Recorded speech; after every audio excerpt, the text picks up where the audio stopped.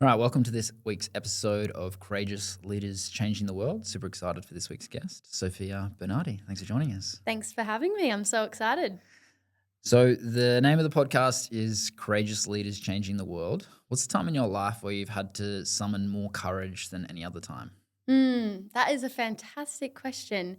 The first thing that comes to mind is honestly when I decided to start my business. I went to Tony Robbins' 4-day UPW event, and I think you had to pick a word at that event, and I picked the word courage, and I thought of my younger sister. I felt she was way more courageous than I was, and I remember thinking, like, if I'm going to step into this purpose and start a business, which I'd never done before, I absolutely needed courage because there was a lot of fear there.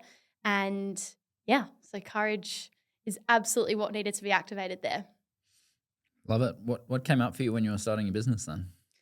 Well, prior to deciding to start a coaching business, I had no idea what to do with my life for many years. I remember being in school and it felt like everyone at school knew what they wanted to do, in year 10, year 9, and I just had no idea. All I knew is that I wanted to help people.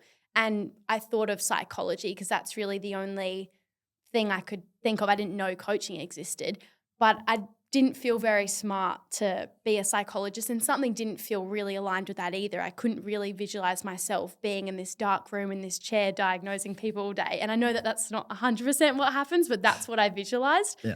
And so I was really lost. I was such a lost soul. And I only realized what I wanted to do through navigating some pretty tough challenges in my late teen years and really feeling forced to go on this personal development journey to figure myself out and regulate my emotions. I had no idea how to do those things. And it was through doing that work that led me to Tony Robbins' event, because his whole messaging around that is finding your purpose. And that's all I wanted to do. And it was just amazing going to that event that in 4 days I had removed beliefs, blocks, patterns faster than I had in the last 4 years. And I couldn't believe that. And so my real takeaway there was whoa, I want to teach this to other people so other people don't have to go for 4, 5, 6, 10 years plus being stuck and lost, when if you just have these tools, 4 days and you're good. And I obviously know there's a lot more to it than that now, but that was really my thought process of everyone needs this information. I feel so good. And then, I looked around the room and realized, oh, everyone's a coach here. Tony Robbins is a coach. These people next to me are a coach. And that's when I really discovered the coaching world. And it wasn't before that. And so I realized in that moment, this is what I want to do. And you're also drilled into your mind throughout that event, all coaches have a coach and everyone should have a coach. And so that's what I did. I hired a business coach. I'm like, can you help me get my first few clients? And I've literally never looked back from there. Cool. What were some of the challenges that you faced in your late teens then that kind of catapulted that journey?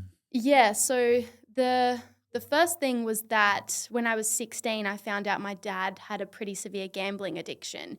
And when I found that out, not only did everything make a lot of sense in terms of where he would go sometimes, the lying, the anger, the reason we didn't have any money, and all of these sorts of issues, it all made so much sense, and why I didn't really know what my dad did. He was always doing, wasn't consistent in something, and it just really broke my family apart. He had borrowed a lot of money from a lot of people that we loved. He had hurt so many people, and it just completely ripped my family apart.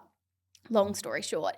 And it resulted in my parents splitting up, and my mum is Danish. She's from Denmark, and she needed to be back with her family because she had no money to provide for 3 kids in Australia. So next thing you know, we're all packing a suitcase each, $0. I was actually on the phone to my mum yesterday and she said we had $0. She used every dollar to get us all to Denmark. And that was it. We moved over there, and I spent then the next 4 years of my life finishing school in another country, culture, climate, language. And it was a really, really tough 4 years. I couldn't even begin to explain to you how difficult it was for a variety of reasons. But when you're 16, all you care about is your friendships and your social life. And that was all gone. And then I couldn't even understand anyone all of a sudden overnight. So it was really, really challenging. And I watched my mum rapidly decline as well. The trauma she went through and that we all went through and the depression that she then went through. I lost my mum and my dad overnight, really. And so that was really difficult. I became an adult and I had to look after myself. Like I got a job as a dishwasher, and I would just work at this cafe every day after school. And then I would use that money to get a bus to go to a psychologist to understand what the heck is going on in my brain. That's what my life really was for those few years. So that was really the big challenge. Then when I finally finished school after nearly failing 3 times just because of the language barrier, I was like, right, I'm going back to Australia. That's where I'm going to be happy, thinking that, it was solely based on the location, which it wasn't. But I moved back thinking all my problems would be gone, and they weren't. It's funny that. Yeah. And I got into a relationship with a really amazing guy. We were young though. I was 20 or whatever. But then when that relationship ended, just because I was just such a lost soul, no confidence, no idea what to do with myself, I really felt like, okay, now I've just lost the last good thing in my life. And it was the only thing that was really making me happy was that relationship. And that's never a good thing. And that's when I really started working on myself, because I'm like, this is painful. I never want to be in this situation again. I'm the common denominator here. I need to sort this out. And that's when I started reading books, watching YouTube videos, and that led me to the Tony Robbins seminar. And then now I'm always doing personal growth one way or another. So that was probably the biggest 2 challenges that I faced in those years that kind of, forced a lot of growth. What's the thing that you're facing off with right now that's forcing you into bringing forth more courage? Yeah, so I feel very grateful. I feel like I'm in an incredible place in my life. The biggest thing that I'm working on right now is we've just had our biggest month in business, and now it's really about, okay, how can we hold this and continue going? And so for me, the problem is it's a much higher quality problem, a much more enjoyable problem, but it's really about, being a match for the results that I'm after and, being able to hold that. And sometimes that's a systems thing. Sometimes that's a delegation thing. Sometimes that's an energy thing of feeling safe, holding, more wealth or whatever it might be. So it's a much more amplified problem to be experiencing, but that's really what my big focus is right now. Mm-hmm. And what's that piece for you? What do you think is that piece that's bringing you to the next level? Is it the holding? Is it the systems? Is it the... I think it's a variety of tiny things put together. I think recently, over the last couple of months, I realized it was a safety thing, and I had no idea. If you had asked me 3 months ago, oh, do you feel safe holding, let's just say 100K a month, I would have said absolutely, bring it over, easy. But I realized I stayed at this baseline in my business for quite some time. We'd have some bigger months, but we'd return back to that good baseline of, roughly 30K a month. And I didn't really pay attention to it or pick up on it because my life's good. I've got a lot of freedom and spaciousness. That's a good place to be in business. I was happy. But then one day I realized, I'm like, okay, whenever we plateaued or in the same place for too long, there's a reason for that. And I really asked myself, what feels unsafe about going beyond that and staying beyond that? And I realized more work, more pressure, more responsibility, more client demands, more client challenges, more emotional stuff to deal with. And I was like, okay, this is my block, because why would I grow my business beyond this very comfortable, cushy, amazing place if I believe that's what's going to happen, that I'm going to lose the freedom and the spaciousness, which is a really big value of mine. And so that's why, sure, we went up every now and again, but I'd go back to my baseline. And when I realized that, I started unpacking are those things true? Do they have to be true? Is there evidence out there that doesn't have to be true? And of course there's evidence that, for both really, but it doesn't have to be this big, scary, horrible thing. And so I suppose just realizing that, it's actually going to be okay. What's the worst that could happen from growing my business or holding more wealth? Sure, I might get more payment failures or client challenges, but can I maybe hold that? Could I delegate support? Could I learn how to hold that? And just really having that conversation with myself over and over again, I realized I actually can do that. And just that realization alone, we then doubled the business the following month and then increased it again the month after. And now I've just had our biggest month. And that tells me that a lot of it was a safety thing. It was just this story I had in my head that just wasn't true. And I will say, we did have a whole bunch of challenges come up though.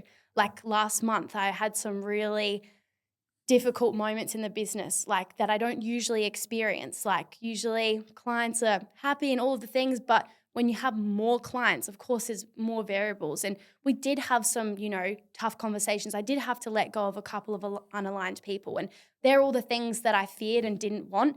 But I'm here. I survived. I feel much better now. And so I'm like, like these things may happen as I grow. And it's totally okay because now I have the systems for when those things do happen. So that's why it's a bit of a twofold answer of like, it is the energetic stuff, but also there's systems that go with that. And so, yeah, that answers that question, I hope. Yeah, definitely. Thank you.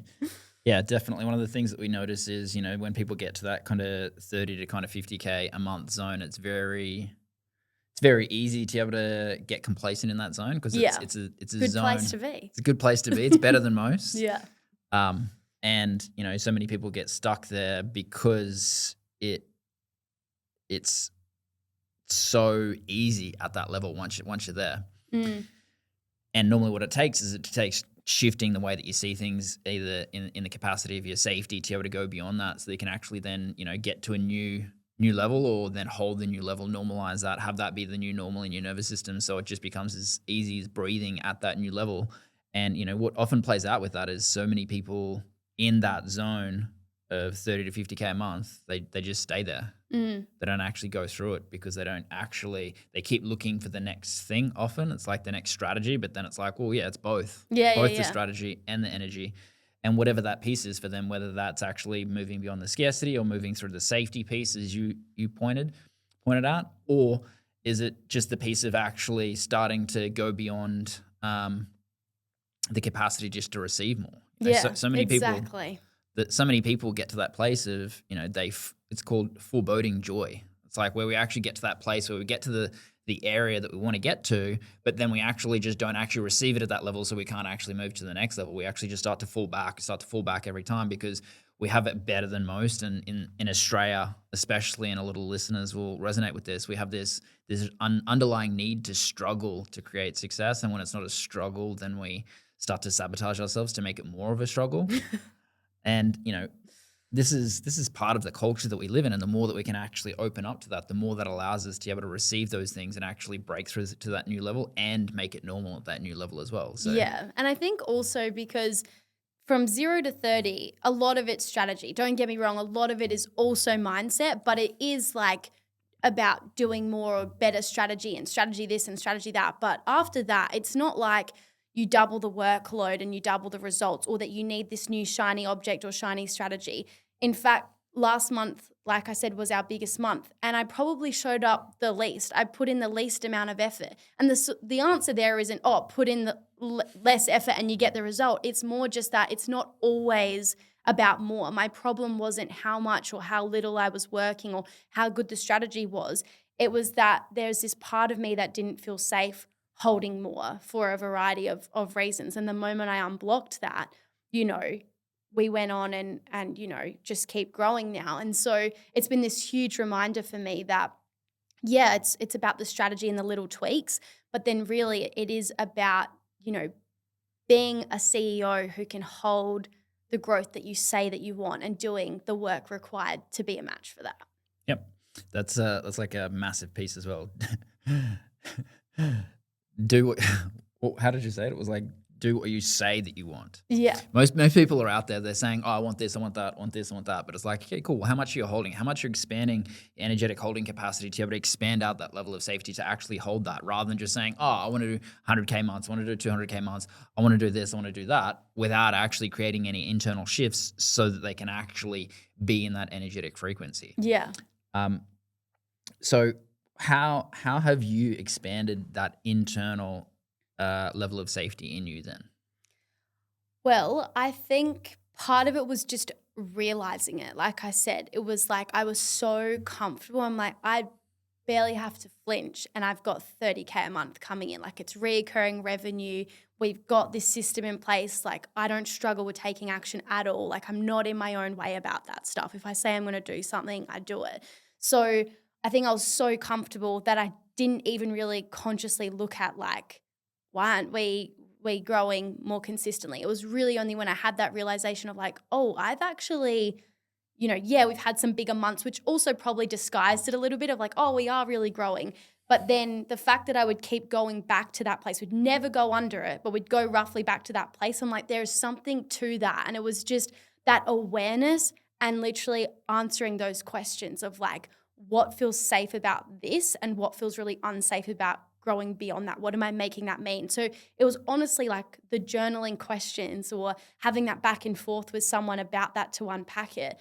That was really a big thing, and just kind of rewriting that narrative, I think, was the biggest thing. And then when challenges did arise, because like I said, sure, I did the journal prompts, but then we actually did have the challenges I was afraid of. They happened.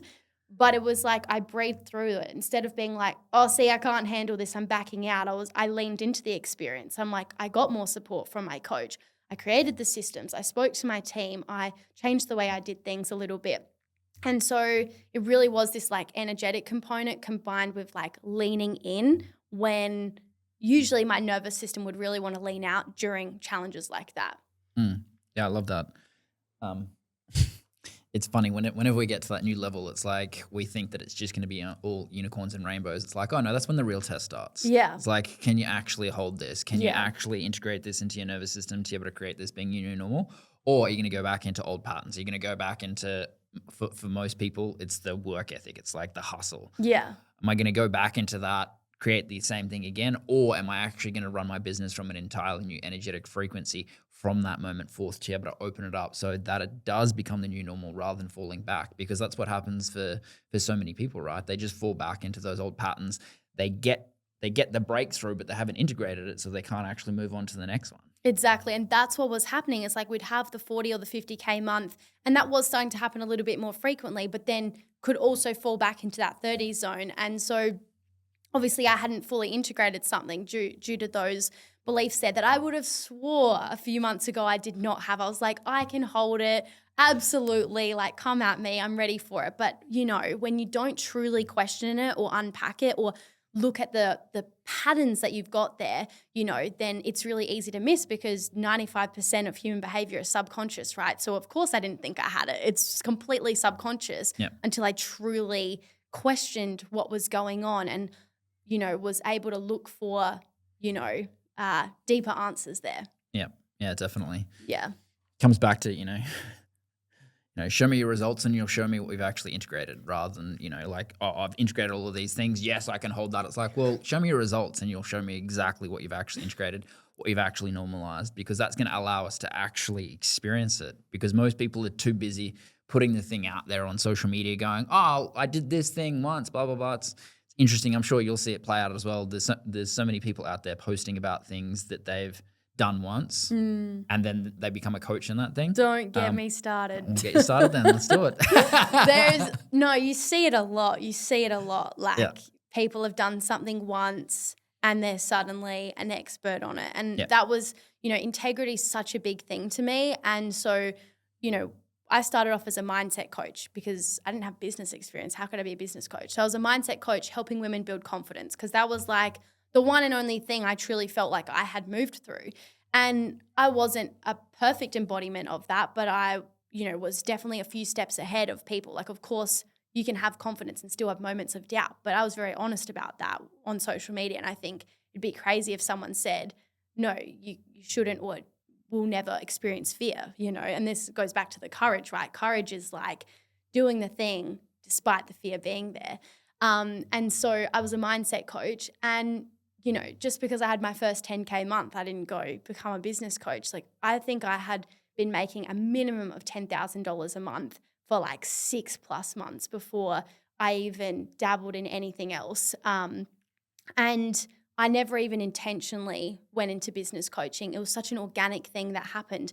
I would have coaches come to me from programs I was in, or just, everyone connects with everyone. And people would say, how are you doing this? I'm in the same program as you. Or how are you doing this? I've been following you. You're younger than me. And like, you're just killing it and I'm struggling. And I would literally just pass them on to my coach. Like I'd say, oh, this is my coach. Go to this person, or this is what I did. And I never looked at the opportunity that I could really help those people, because it's just like what I was doing. But then I just kept having people ask me that it was one of those things. I'm like, okay, I'm literally turning away more people than I'm actually letting in. So I thought I'll just show them what I do one-on-one. And it just started like that. And then I just got so many more coaches coming to me that I was like, I'm a broken record now, repeating the same thing to all of these people. Why don't I just put them in a group program? And like 3 years later, I'm still doing the same group program, but it's just 50 times better. So such an organic thing that happened through demand, I guess you could say, for lack of a better word. Yeah. Yeah, I love that. I remember, so when I used to live in Fortitude Valley, I was a PT at Good Life there, and same kind of thing. I'm this young little PT doing all of these things, kicking all these goals in business, and then all the other trainers start coming up to you. What are you doing? And I'm like, oh, just buy me a coffee and I'll tell you. And you get to about like 4 coffees in, and you're like, maybe I should ask for something else. This is not a good business model. So I need to turn it into a business.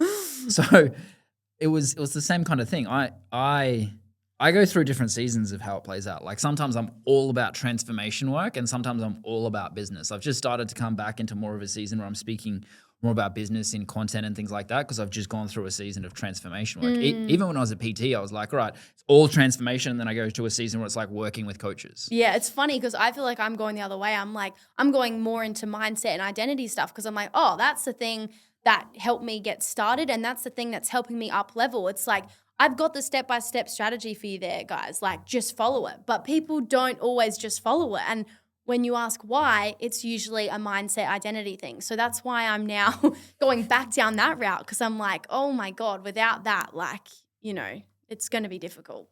Yeah. And I find that the people that are, the best at what they do, they bring both of those pieces. Exactly. I think a good business coach naturally infuses mindset coaching. I think it would be such a disservice not to do so. Yeah. Yeah. And that's the thing.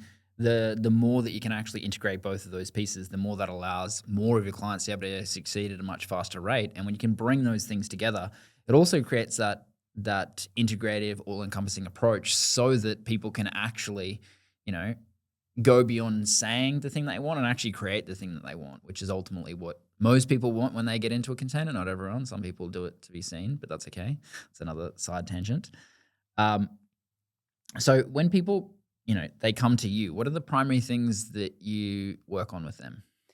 Well, it's mostly about growing their coaching business in a simple and sustainable way. That's kind of my messaging, because there's lots of ways you can grow a business. I've worked with certain coaches, or at the very least also witnessed them, that sure have $1 million plus business, but they're also single, don't leave the house, don't see friends, don't have any life. They just work.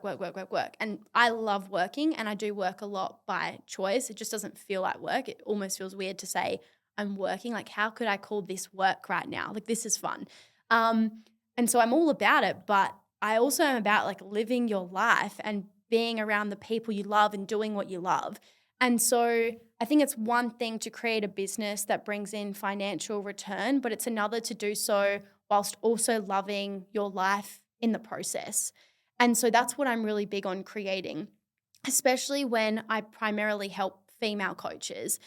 They're mums, or they want to be mums, or, they just have other hobbies outside of business as well. And I think learning to create a business that doesn't take away from the life that you actually want to live, and some people want to travel and have that freedom, you have to set up your business model in a way that actually allows that. Even this opportunity was quite last minute. If I had a calendar that was just back to back with calls every day, there's no way I could say yes to this. But the reality is my calendar is clear, like pretty much 5 days a week. I have 2 calls a week and the occasional other call here and there. And that's so intentionally designed. And so that's what I'm really big on is, building a business to 10, 20, 30K a month and beyond, but doing so in a way where you actually love your life, as well. Mm. Yeah, I love that. It's very, very similar in terms of like the focuses that we have. We want people to build a fast, a fun, and a free business. Mm, So it's like you want to have full bank account, empty calendar. We want to have the freedom to be able to do things if they come up at the last minute like this, because that allows us to be able to grow so much more. I remember I was watching an interview with Daniel Priestley, and he said that he was on Diary of a CEO podcast, and he said that he couldn't, when he got that, it couldn't have, the result that he got from it on the back end of it, it couldn't have been something that he could have planned. mm, He couldn't have planned to actually go through that to be able to get the huge result that he got from being on that podcast, because it turned into, I think he said turned into like $2.2 million in recurring revenue for one of their software companies. just from being on that interview. Yep. No way. That's amazing. And he couldn't have planned it. It's like he couldn't go right down and plan out his year and go, okay, cool. In this month, we're going to get $2.2 million in sales. It's like, no, you can't plan that. You create a business where you have the opportunity to be able to go where the opportunity is in that moment, to be able to follow the energy, to be able to create the things, to be able to move fast when you need to move fast, to be able to create access to all of these things, which life is going to serve up to you. Because if your calendar is full every day, Monday to Friday, through the weekends as well sometimes, it's like you're not going to actually see those opportunities that life is feeding you all of the time. Yeah. And most people are so obsessed with growth of their business that they take their eyes off creating the life that they want. It's like, well, your life and your business are meant to be intertwined, but if your calendar keeps getting fuller and fuller and fuller and fuller, there's an issue. And that's what I always talk about with my clients as well, is being focused on the journey, not just the outcome. And this is coming from someone who is very much achievement mentality. Like, I received love when I achieved results, Yeah. That was was my mentality many years ago. And now I'm like, yeah, the result matters. We want the result, of course. Like, that's the intention. But let's also absolutely enjoy the journey as well. And I think that that's very important because, like we've sort of been discussing, like, your energy and how you feel matters. And so if you're stressed and scarce and unfulfilled every step of the process until you get that result, that's like 98% of the time. Like, because you will achieve the result and then about 5 minutes later, you want the next thing, like it's such a small amount of time. And so it's so important that you actually build a life, build a mindset, build a business that you actually enjoy, so that, sure, you're moving towards your goals and your dreams, but you're also loving the process. I think that's very, very important. And honestly, I've found that I've grown faster because of that, because how draining and difficult would it be to grow? And near impossible, to be honest, if your frequency is like, this isn't enough and I'm not enough until XYZ happens. It's very difficult to grow under that mentality. But truthfully, that's a lot of people's mentality. Like, that's a lot of people's mindset of like, I'm not there yet. It's not working. This is hard. I'll do this when I get this. Like, that kind of mentality. It's like they've got it completely backwards, Yeah, definitely. And that's one of those pieces that, many overachievers, they have that mentality of like, when I achieve, then I'm loved. Yeah. It's like, when I achieve this, then I'll be loved. When I get to 40K months, then I get to 50K months. When I get to 60K months, when I get to 100K months. When I then, do a national tour, when I do this, it's this when-then mentality of like, when I get this achievement, then I will be loved. And what it comes back to is that underlying core wounding that plays out of like, either I'm not good enough or I'm unlovable. And then we're just consistently looking for ways to be able to gain access to feeling lovable, feeling enough, which is allowing us to be able to actually, receive the thing that we actually say that we want to receive, but we're actually keeping it at arm's length because we're running a pattern and creating conditionality around it. I'm only lovable if, I'm only enough if. It's all outside of ourselves, rather than recognizing the inherent worth and lovability that lies within us, that is always there, available to us if we're willing to be able to look for it in that way, receive it in that way, so that we can actually start to open up to receiving it in our life. What's been your journey with that experience of not enoughness? Gosh, so huge. A story that comes to mind that played a really pivotal role in this finally turning around was, I would have been 21, I'm going to say. And I decided I wanted to train for a half marathon, which was a big deal to me. I did not identify as a runner. Like, I didn't know how to run half a marathon, but I decided it, signed up for it, and I started training for, I believe, about 12 weeks with my PT. And like, I was very dedicated, training for that. We go and we run the half marathon and we do it. It was such a big deal to me. And I kid you not, within 5 minutes, I remember saying this to my PT. I was like, cool, what's next? I was already like, okay, done. Now what? Like that gratitude, that joy lasted just such a small amount of time, and I was already on to the next thing. And the craziest thing is I think that weekend or something, I then went out for brunch with a whole bunch of people in the personal development space, actually. And I remember just casually saying, it wasn't something I picked up on at all. They all picked up on it. I was like, oh, ran this half marathon, but I ran it with my PT, so it doesn't really count. So I'm going to do it again next week. And everyone looked at me and they're like, what is wrong with you? Like, of course it counts. Like, you still took every step. Who cares if someone was next to you? And my brain had literally written it off that much because of this, like, I'm not enough, and because I wasn't feeling enough.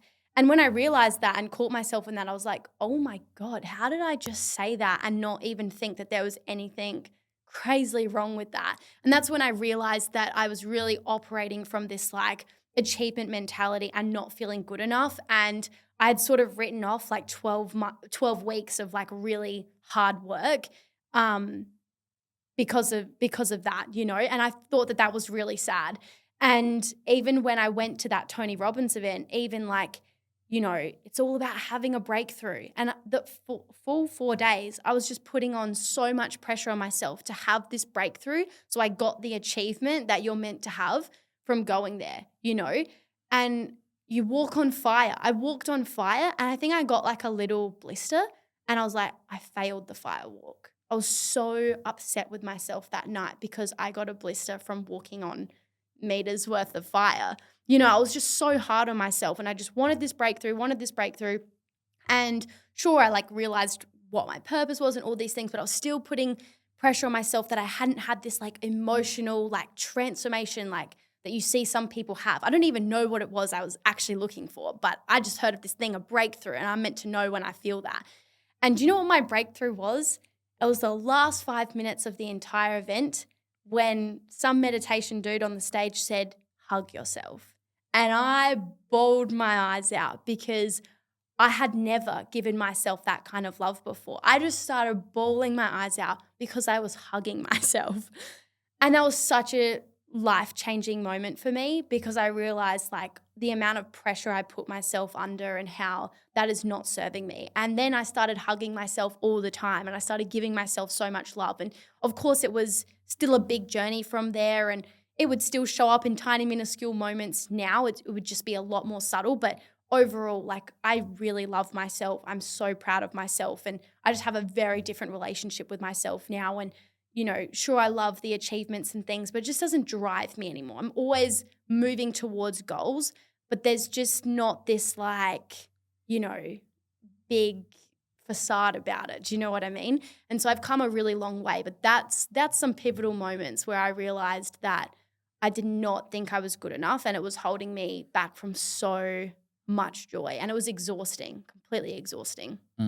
Yeah, I think that's the key point. So many people can create certain levels of success just by shaming themselves into it, making themselves wrong, making themselves not good enough. That forces them into action, but it just drains you. It drains your energy, it drains your soul, slows you down. And eventually what happens is you just go through all of these burnout cycles because you're just using the energetic frequency of shame. Yes, you create a high level of achievement, but you never actually receive that because it's instantaneously. As soon as you achieve it, it's the next thing, the next thing, the next thing, the next thing.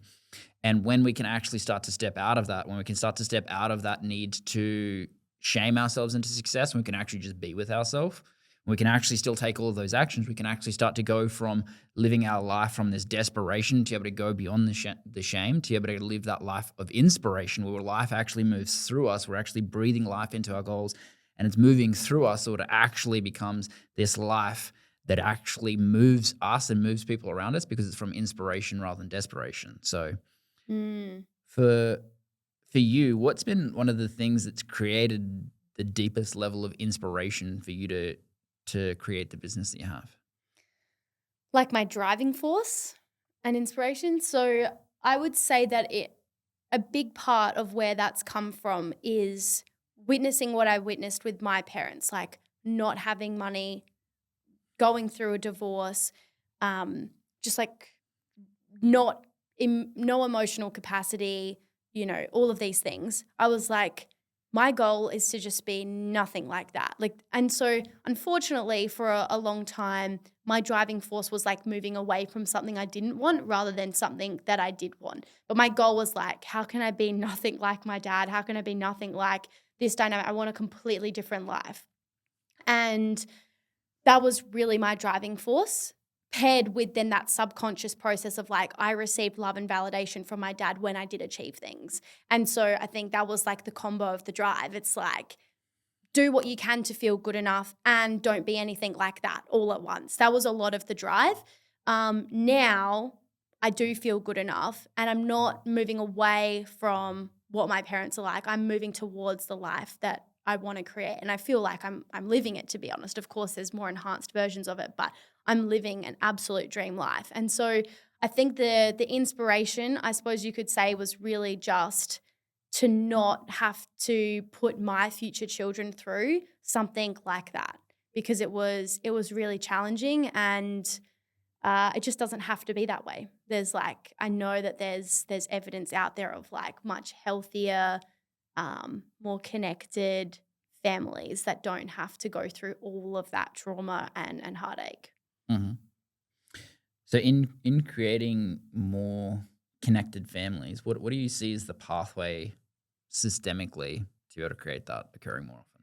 Well, I think the thing that I have control over is myself, how I'm connected to myself, how I feel about myself, how I can regulate my emotions. And that is absolutely a journey. Like, you know, something that I've really had to work on is like reactivity. I felt like I was quite reactive, like from like stored up anger and resentment towards my dad and things like that. And he's also an extremely reactive person. So I was also like very much around it, like that Italian blood, like him and his brothers and my grandpa, they all have it in them. Like we all just have that. And I've really had to learn how to like respond rather than react in certain situations and just regulate myself. It's been a big journey of like breath work, kinesiology, hypnotherapy, NLP. I've done all the things, and just also then creating a lifestyle, I suppose, that, I don't know, supports you starting your day right and ending your day right. I think that really helps, and all of those sorts of things. So really that's what I can control, is like, how can I become the best version of myself? And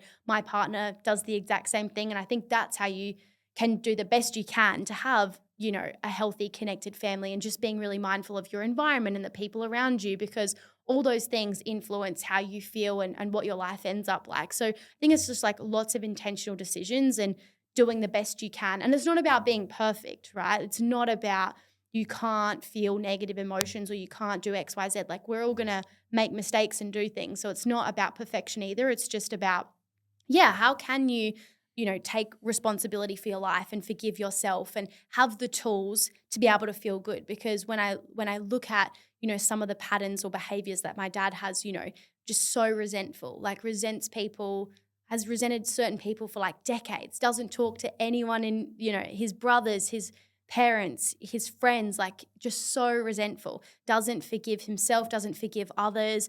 And that's just a recipe for an inability to move forwards, right? And that's just like a couple of many, many challenges that he goes through. And I guess I've just witnessed the consequences of what happens when you don't have that skill set and you don't have that ability to do that. So that's why it was such a priority for me to learn it, because I literally watched him one by one, like ruin his whole life, really, because of his inability to just let go, forgive, like himself, and move forwards.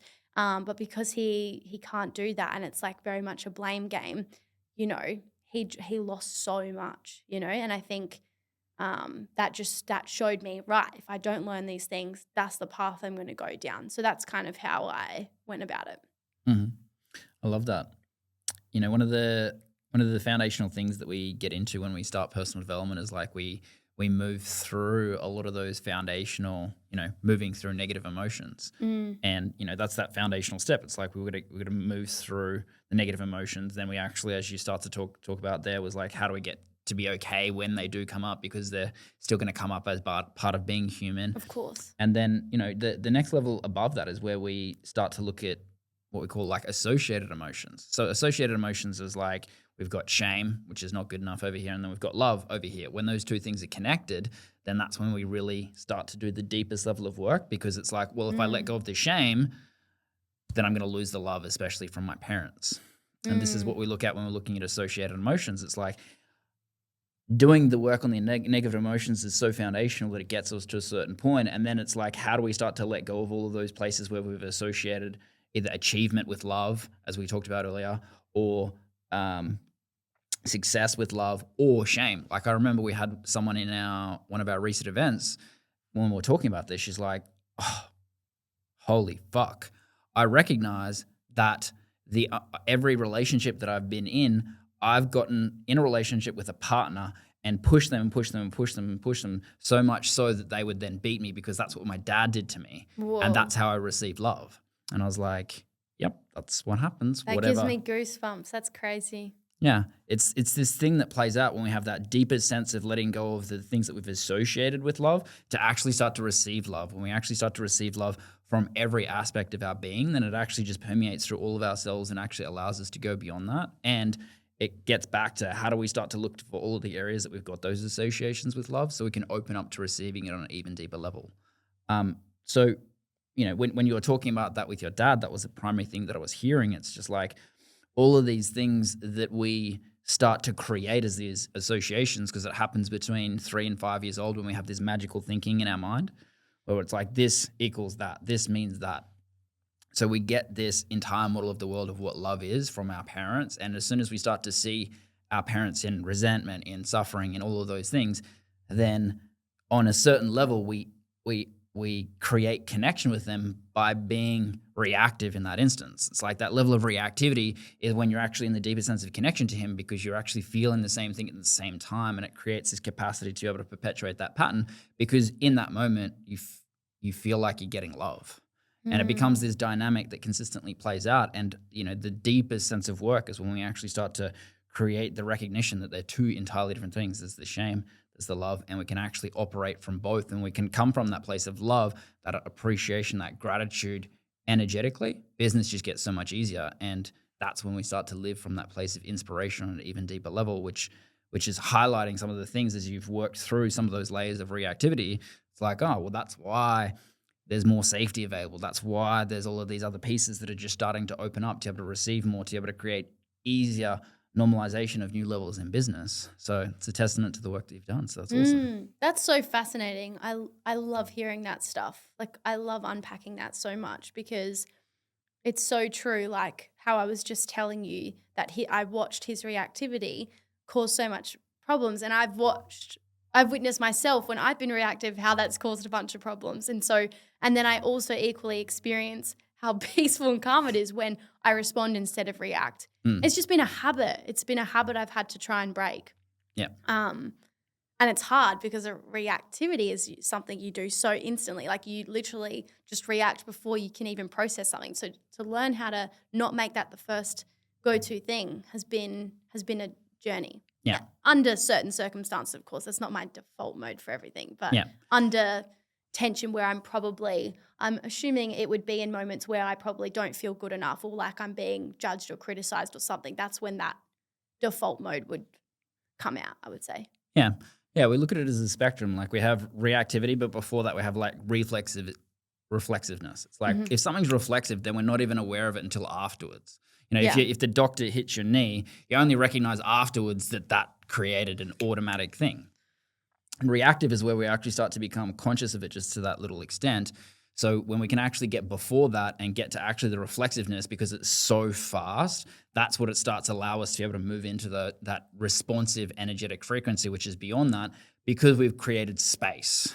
Yeah. And that's the distinction. It's like, in reflexiveness, there's no space. In reactiveness, there's a tiny little bit of space. Responsiveness, there's a little bit more space. And then there's different steps that we can go into to be able to create more space, where things just open up for us, so that we can actually choose our responses, rather than our responses basically just dominate us and fall into patterns. And then we get down a certain pathway and we're like, how did I end up here with my partner? How did I create this argument again? Yeah. So, yeah. What's the one piece of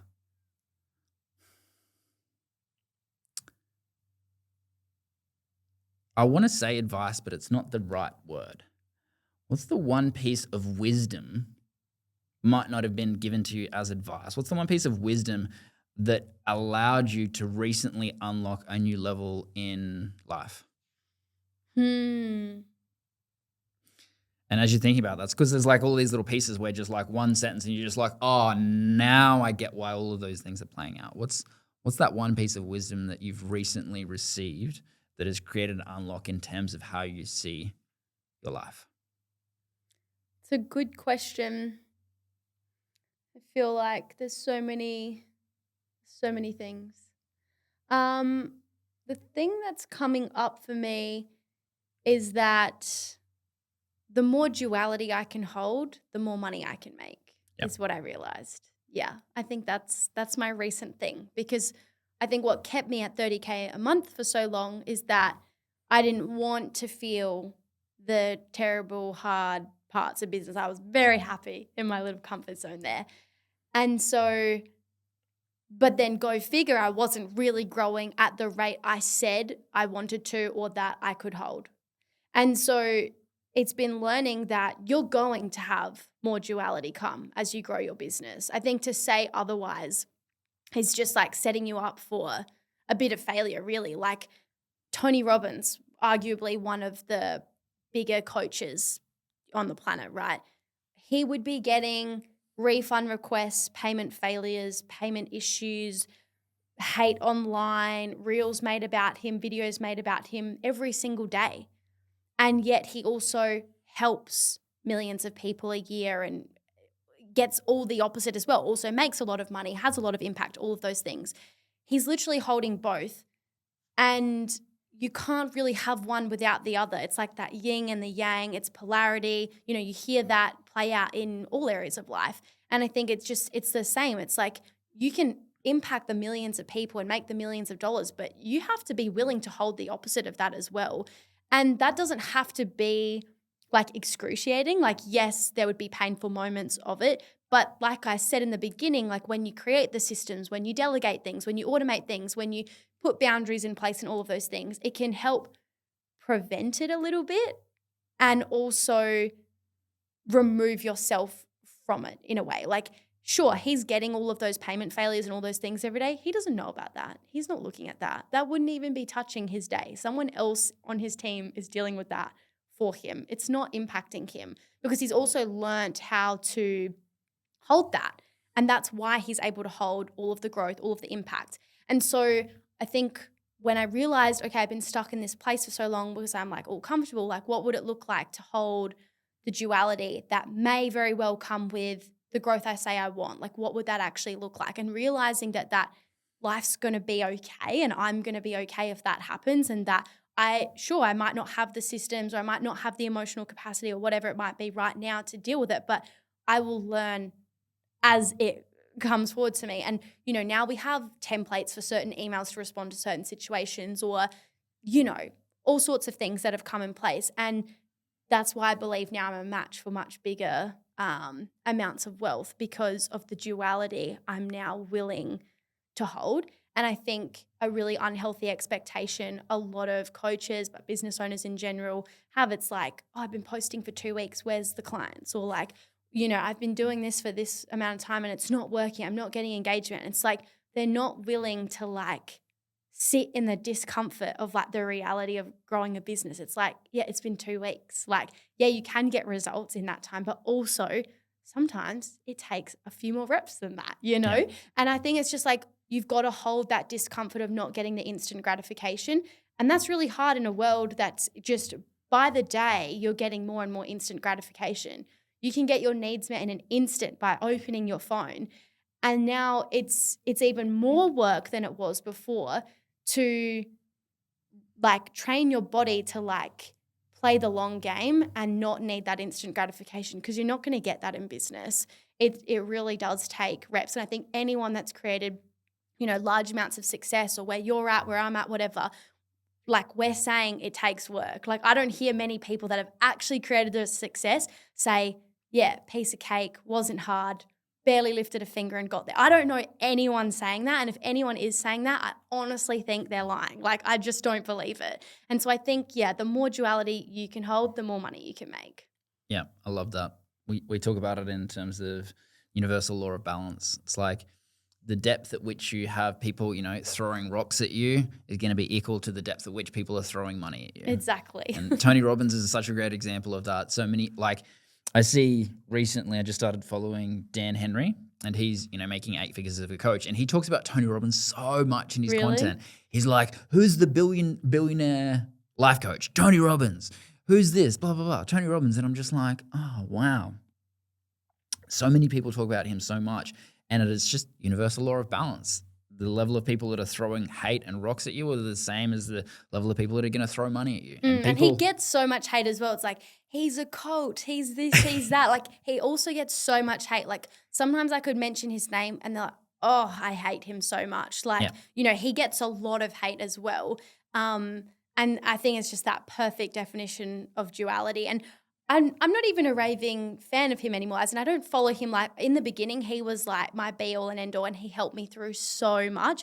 I don't follow him that closely anymore. I still, like, mad respect, will forever be the person that absolutely helped transform my life. But I don't even follow him that closely anymore, just because I'm now immersed with so many other people as well, inspiring people that I just didn't have in my awareness.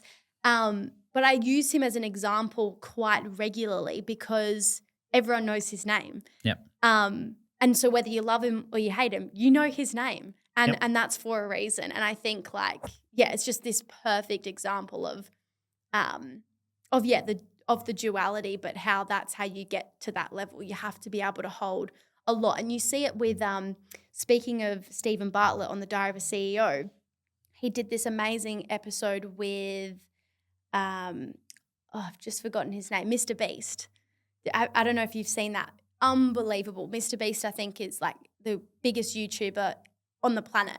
And when you listen to that episode, you realize, like, what it actually takes to be the biggest YouTuber in the world. That man works, and that is all he does. And that's an example of, like, what I wouldn't want, to be honest. Like, I wouldn't want to be working that hard, but then I also am not a match to have the biggest YouTube channel in the world. But when you look at the level of detail he puts into every single tiny thing, you realize, oh, there is a reason he is the top of the top. And even Stephen Bartlett, like, has said so many times in episodes since how much that interview even changed his life, because he realized so much room for improvement for himself as well. And I think it's just, yeah, it was just really, really cool to listen to see what it actually takes to be the best of the best. You best believe it comes with trade-offs. And I don't even think Mr. Beast could really answer in that episode that he was truly happy. That's how much work and how hard it is. But also, he didn't seem to want it to be any other way either. Like, he was super happy to be in that place, even though it's cost him his health, his personal life, and other things as well. It's sometimes the cost. Yeah, definitely. Yeah, it's the thing that plays out. You can, if we go back to universal laws, it's universal law of compensation. It's like, if you want to create ultra success in one area of your life, unless you depolarize all of the charges that you have around it, then what's going to happen is another area of your life is going to be the cost. Most of the time it's health or relationships. When people are trying to become ultra successful in business or financially, the cost is over here. And when we can actually start to create that level of integration and we don't need to create the success, then we actually utilize the fuel and the recharging energy over here of, our family, of 100% agree. our relationships, Yeah. that allows us to be able to receive that and actually level up without having to go into that deep level of hustle, work ethic mentality, and that one-dimensional life that so many people create. So, you see that with have you watched the Michael Jordan thing on Netflix? No. Tell It's me more. It's like he's the level of competitiveness that he had. He's like before a game, he's like playing with like pennies for this like gambling thing with one of the security guards or whatever. And as soon as the security guard like wins one, Michael Jordan's like, that's it. I took that personally. I'm going to dominate him now. I have to win right now. And it's like that level of, one-dimensional life of being hyper competitive. Yes, you can create amazing things, but at what cost? Mm. And, if you look at different people that have created massive things in their life, the example of... You see it with famous people a lot. Like Yeah. it's cost them an area of their life typically. Yeah. Like famous singers, actors, like you usually see that a certain area of their life is in the trenches Yeah. at the cost of the others. Yeah. And, I'm really big on like I care about all areas of my life. So I really don't want that. And if that means I, was to grow at a different pace or whatever, I would take that over getting to the top of the top. Yeah. Yeah, there's this article that says that there was this basketball player that basically in his scouting report when he was going to get scouted, he was never going to make it. He was too short. His 3-point shots were off. And all of these things, they're basically saying, he's never going to make it. Not going to make it, yeah. And then, fast forward like 5 years, he was like back-to-back MVPs the next few years. And that was, what's his name? Stephen Curry. And the difference between him and Michael Jordan was the way that he got better was he trained entirely differently. Every single training session for him was a game. But it wasn't like a game that he had to win. It was a game that created specific dimensions of play. So when you play, you're in a different energetic frequency than when you have to like win. So one of the things that we look at with some of our events is like, what are the games that you're playing? How do you actually start to create your nervous system being aligned with the task that you're doing? Because if you're making sales calls, you're in a specific nervous system. But if you're on a podcast, you're in a different nervous system. And what it comes down to is if the game that you're playing, you apply your nervous system to that, then you can actually match that and you actually get better results without actually having the cost of having to dominate and having to win all of the time. And that was the difference between Stephen Curry and Michael Jordan. Michael Jordan had to win at all costs, whereas Stephen Curry, he was like, all right, well, I want to make it fun. It's going to be fun all the way along. We're going to do this. You see him when he just like practices, he just like nails one and you always just see him, he's just like, just smiling and stuff. It's an entirely different model of success. Like you can argue that Michael Jordan has better numbers lifetime, but if you look at success as a holistic point of view, becoming multiple MVPs in the NBA, all of these things, it's like, well, I would take that any day. I would take that level of fulfillment any day rather than being one or two people better, not being the greatest of all time, but being the greatest of the time that you're actually playing is going to be so much better if you can create that deeper sense of fulfillment by actually integrating that energetic frequency of play into the things that you're doing. And you can do that in business as well. It's like, how do we actually start to have a podcast be a dance? How do we play with that rather than it just needing to be serious the entire time? Or, how do we play on a sales call? How do we play when we're running an event? How do we create that so that it actually creates this fun expression? Because that's going to bring more aliveness to all of the things that we're going to do. And it's going to open up so much more on the level of communication, the transmission that we actually give to people. That's going to be much more potent than, needing to get it perfect. So, and I agree so much. And I actually say this all of the time to my clients because most coaches don't get into business because they want to do the business, the marketing, the sales. In fact, I hear more often than not that they hate that stuff. They don't want to do it. And I said the same. I was like, I hate marketing and sales. I just want to coach clients. But, you're going to spend most of your time marketing and sales to get the clients. You have to do it. Otherwise, you're not going to have the clients unless you want to work for someone else, of course. But if you don't want to do that, you have to do the marketing and sales. And so rather than hating 80% of what you have to do, what would it look like to fall in love with that? And what's so ironic is I went from hating that stuff to now I teach that stuff because I love it so much. And so it's funny how you can flip your perspective on things and how that can change the very result that you get as well, right?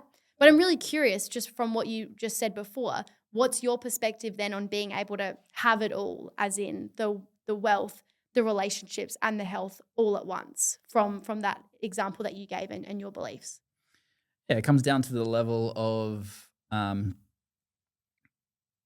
your ability to be able to hold it. But we talk about it in the universal law of handling. You only until you handle what you've got, you won't be given more. So until you emotionally handle what you've got, until you emotionally handle the partner you're with, the business that you're with, you won't actually be given more.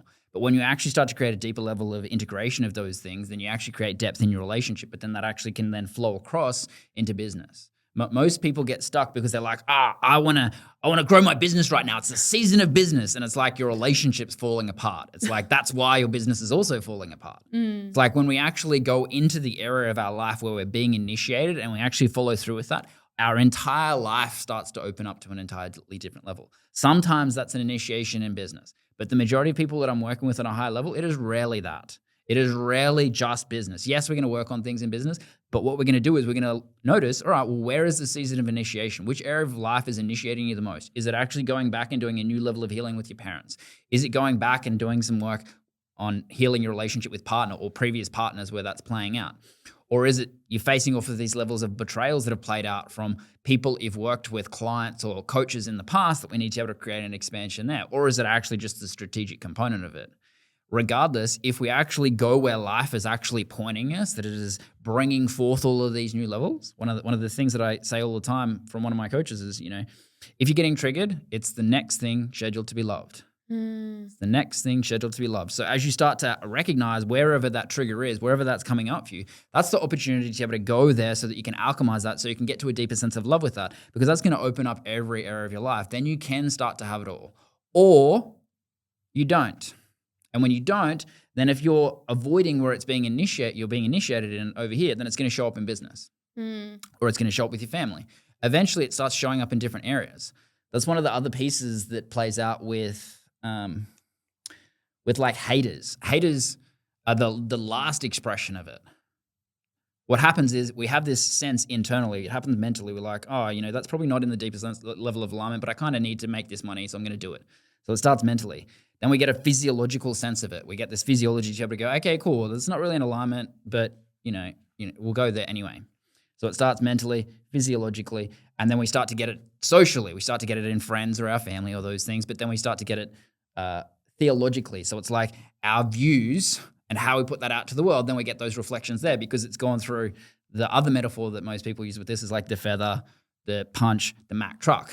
It's like it's going through each of those things because you're not actually integrating that, not actually opening where life is actually wanting you to open to be able to create this new level of ownership of who you are, and what you're bringing to the world. It kind of falls apart. So in bringing that back, it's like, can we have it all? Yes. And life is going to serve everything up to you all of the time. Like, you have your timeline and the universe has its timeline. We were to run one of our 3-day trainings in May. And what happens is, a few days before my partner's water breaks. Yeah. It's like, okay, cool. We're on a different timeline. I had this timeline of how it's going to play out. Okay, cool. Well, if her waters are broken, do we run the event? Well, I got to ask that question. It's like, is she going to have the baby before? Is she going to have it during? Is she going to have it after? What happens if each of those situations play out? And what it comes down to for me is like, okay, well, is there going to be a cost? Yes. There's going to guaranteed be a cost, regardless of whatever I do. And it's like, what cost am I okay with? Am I the cost of okay of like refunding people, losing the money that we paid for the venue, having to deal with all of these people that have already booked accommodation, that have booked all of these things that I've sold them into saying, this is going to change your life. Yeah. This weekend, it's coming right up. Like literally the day before I've sold someone into it. And then my partner's water break and I'm just like, fuck. What did you do? Well, this is the thing. I have to go, okay, cool. What is the cost that I'm going to choose? Either way, there's going to be a cost. Because that's the question that you ask when you're going beyond the emotionality of it. It's like, what cost are you okay with? Are you okay with the cost of getting more haters, getting more refund requests? Are you okay with those things? It's what you did to a degree in leveling up. Mm-hmm. And when I look at it, it's like, guaranteed someone's going to ask for a refund. Mm-hmm. Guaranteed, I'm probably going to lose the venue money. Guaranteed all of these things are going to happen. And it's like, how many kids am I going to have? Yeah, you said before we started recording, you do like 30 events a year. Yeah. You're not going to have 30 kids a year. Yeah, and that's the thing. It's like, what happens if I do the event and the baby comes before Doesn't matter. What happens if it's during the event? Doesn't matter. What happens if it's after? Doesn't matter. Because I'm going to choose my relationship. I'm going to choose my partner in that moment over business. Because that's going to be more important to me. That's going to open up so much more in our relationship than me having to go through the discomfort of contacting all of these people that I, now have to break my word with. And, you're going to have to, if you went ahead with the event, you have to hold on to and own and remember for the rest of your life that you chose that moment over your wife giving birth to your son or your kid. Yep. And then, what happens? She doesn't give birth during the event. It's like a few days afterwards. It's this huge, long process. So then it's like, this is life. Life has a very specific timeline for you, whatever your expectations around when you're going to get to a certain revenue point, when you're going to have a child, all of those things, your timeline is probably going to be the opposite of the timeline you're going to get. Most people are like, I'm ready to do, 6-figure months or a 6-figure event this week. It's like, okay, the universe is going to give you something else. It's going to feed you all of the things that are in the way of you actually integrating that and actually receiving that. But first of all, you got to face off with all of those things so that you can actually receive it, because most people are too busy trying to get it perfect and saying, I'm committed to doing 6-figure months or 6-figure weeks or 6-figure day, whatever it is. It's like, well, the universe is going to serve up exactly what is required for you to be able to integrate those things. Yeah, and I 100% agree, and I say that to my clients all of the time. Like when you say you want something, be careful, because you are going to be presented with a whole bunch of things to test if you actually are ready for that. And that's why I'm grateful that I've learned that lesson enough times and I've repeated that enough times to my clients, that this time around when I said, no, I'm ready for more than 30K a month and whatever else, and we just had our biggest month and I was presented with those challenges, I was like, this is the universe testing me if I'm truly ready to hold this like I said I was, and that is why I'm going to lean into it. And now, everything's okay. It wasn't actually that big of a deal at all. I dramatize it so much when I explain it, but in the moment it feels like, oh my God, I got this email, I got this message, I got blocked, for breathing, you know what I mean? All these things happen and it's actually okay, and life goes on. And I think it's just so much duality. I could get an email that I didn't want in that day and then go on the most beautiful date with my partner on that day as well. And it's it's hard to say I'm good or I'm bad. It's it's just happening. Do you know what I mean? Yeah. So yeah, it's just that duality. Yep. Yeah, I love that. Yeah, life has a specific plan for you, and all of your suffering is just going against that, and it's mostly going against the timelines. It's you have a specific expectation around how and when it's going to happen.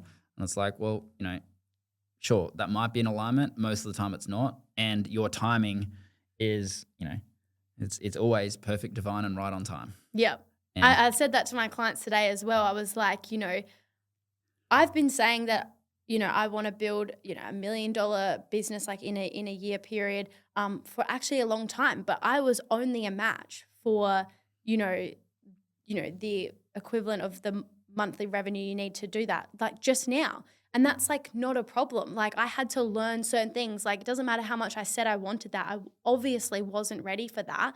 Business is this compound and ripple effect of the reps that you do. And I was ready for it now. But when you enjoy the journey, you're in it for the long run, got a good mindset, you've built a life you love in the process, it doesn't matter if it takes, double the timeline that you had anticipated or whatever. Just it doesn't matter. Whereas if you choose to not be happy until it happens, I mean, it will probably never happen as well. Or it'll cost you, like you said, a certain area of your life in the process of doing that. And that's just not a cost that I'm willing to make. It's just not worth it. So yeah.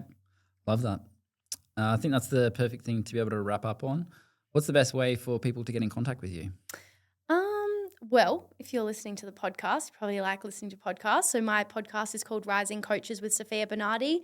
Pretty similar vibe, talking about business, life, mindset, all the things. And otherwise, come say hi to me on Instagram. I'm at Sofia Rose Bernardi. I would love to hear your biggest takeaway from today. Epic. Great. Thanks so much. It's been fun. Thanks for having me.